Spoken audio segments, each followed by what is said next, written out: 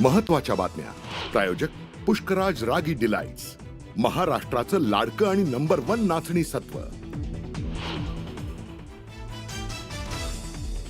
शशांक आणि सुशील हगवण्याचा शस्त्र परवाना रद्द, दोघांच्या पिस्तुलांसह आलिशान कार जप्त. कसपटेंनी दिलेली चांदीची भांडी घेतली ताब्यात.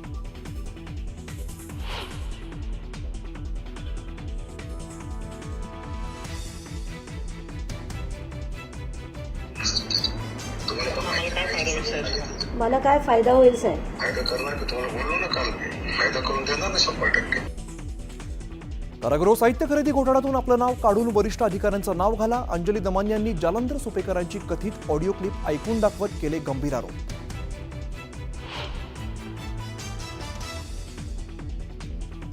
वैष्णवी हगवणे हुंडाबळी प्रकरणी गुंड निलेश चव्हाणच्या अडचणीमध्ये वाढ. हुंडाबळी प्रकरणात निलेश चव्हाण सह आरोपी कुटुंबालाही चौकशीसाठी घेतलं ताब्यात.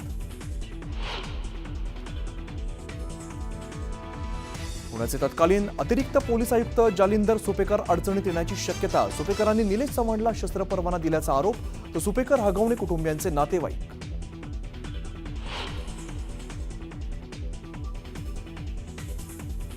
वैष्णवी हगवणे प्रकरणी रुपाली चाकणकरांविरोधात विरोधक आक्रमक.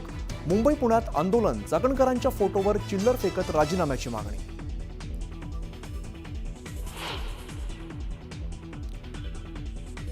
मनसेसोबत दिलसे युती करणार, मनसेसोबत सकारात्मक भूमिका घेण्यास हरकत नाही, ठाकरेंची भूमिका. संजय राऊतांचं मोठं विधान. तर पडद्यामागून युतीची चर्चा होत नाही, संदीप देशपांडेंचा टोला.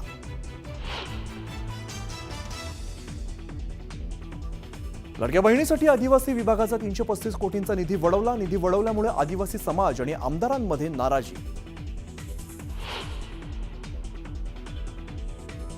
राज्यातल्या शेतकऱ्यांसाठी आनंदाची बातमी. मान्सून केरळमध्ये दाखल, तर राज्यात 1 आठवडा आधीच मान्सूनचं आगमन होणार.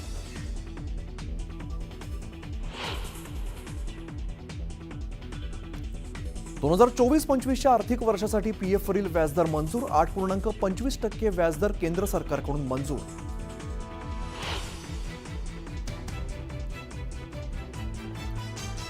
ठाण्यात कोरोनामुळे 21 वर्षीय तरुणाचा मृत्यू. ठाण्यामध्ये आज दिवसभरात 9 नव्या रुग्णांची नोंद.